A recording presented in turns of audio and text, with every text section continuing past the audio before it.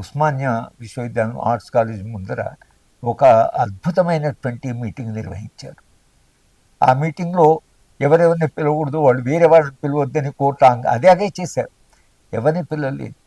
కొన్ని అడ్డంకులు ఏర్పడ్డ ఎక్కడెక్కడో దారిలోంచి ఉస్మానియా చేరుకున్నారు. ముళ్ళ కంపలను దాటి తర్వాత భిన్న మార్గాల ద్వారా ఒకరోజు ముందొచ్చి, అంటే నిజానికి ఆ సంసిద్ధత చూస్తే నాకైతే చాలా ఆశ్చర్యం వేసి, ఇన్ని ఆంక్షల మధ్యన, ఇంత అసలు అడ్డంకుల మధ్యన విద్యార్థులు ఎక్కడి నుంచో మూలల నుంచి ఉస్మానియా యూనివర్సిటీకి వచ్చి ఆ సభ నిర్వహించుకున్నారు.